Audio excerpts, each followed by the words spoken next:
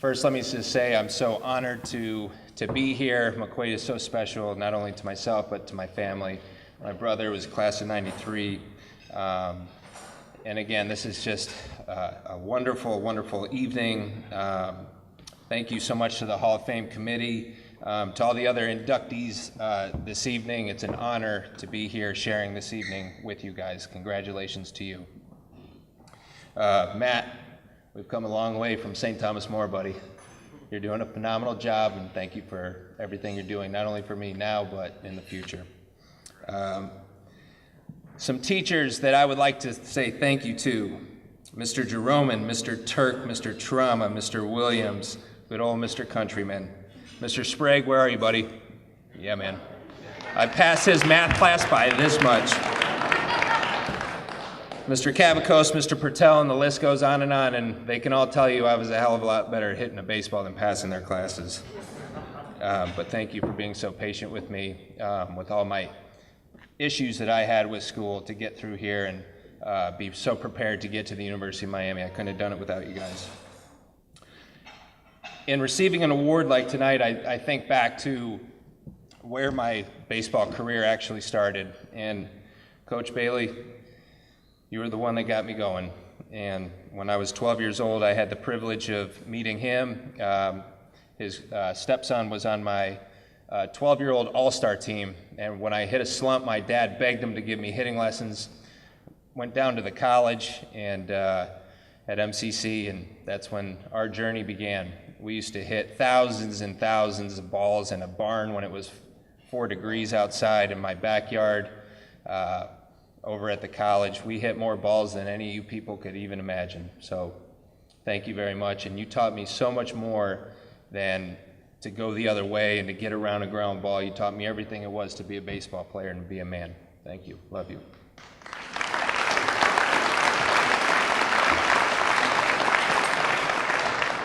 Mark Perlow, I see you out there. You're supposed to be over here, by the way. Best looking guy in the room. Phase 2 of my life. You've been there every step of the way with my business. I can't thank you enough for answering every phone call, text message, email, asking what to do next. We've built something special, and you're the best. You've been there every step of the way, and I love you very much.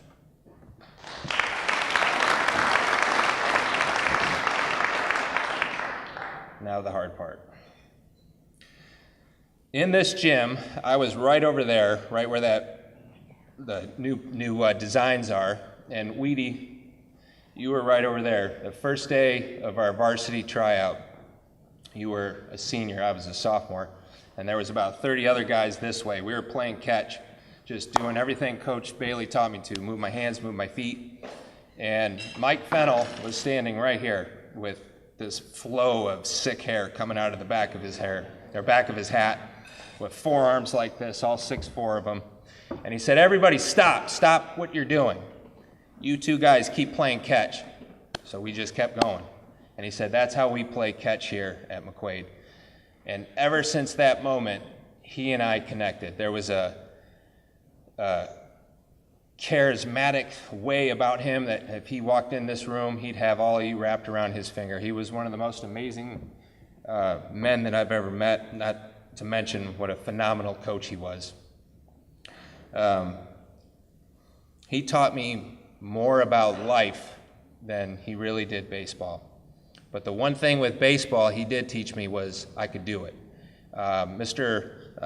Jerome, my sophomore year English teacher, wanted me to do a paper one day about someone who was in a profession that is what I wanted to pursue. So of course I interviewed Mike, and I asked him what it was like to be a Yankee. What was it like to be drafted in the 10th round out of Lemoyne? What was it like to wear the pinstripes? And we did the whole paper, probably the only A I ever got in this school.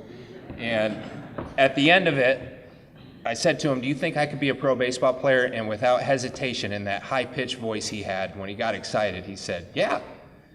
And God's honest truth, I have to tell you, that absolutely changed everything for me. A guy that was doing what I wanted to do, that had done it, told me I could do it. And from a kid from upstate New York, when you're not supposed to play pro baseball, you're not supposed to go to the University of Miami, it's impossible to do all that. for someone who had done it to tell me I could do it, it was over after that. Again, he was just the greatest person, and I know he's here tonight, and we sure do miss him. Throughout this entire roller coaster of a baseball career, you can't get from here to there without a support system. And my support system over here has never let me fail. My brother Michael, my sister, who's not here in California, unfortunately, you guys have always been there for me, and I could never ask for a better big brother, man. My mom and dad, from the time you built that batting cage when I was 13 years old, you threw me, I don't know how many damn baseballs you threw me, until I hit you in the ribs, and then that was it. You never asked why, you never doubted me, and you were always there for me, and I love you very much. My mom, if anybody knows my mother, you know she could be a professional baseball scout.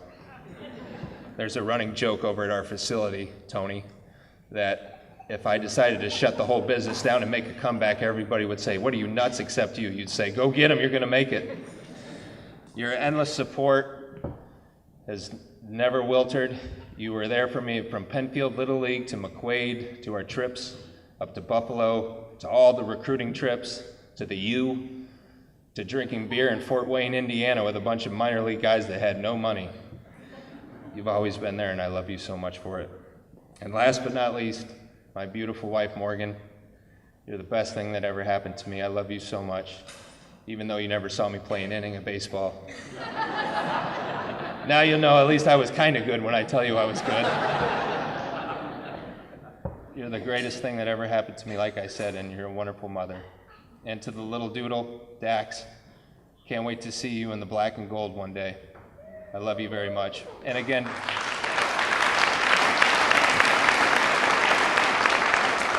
just as long as you don't play lacrosse. Thank you all so much. It's such an honor, and I appreciate it. Thank you.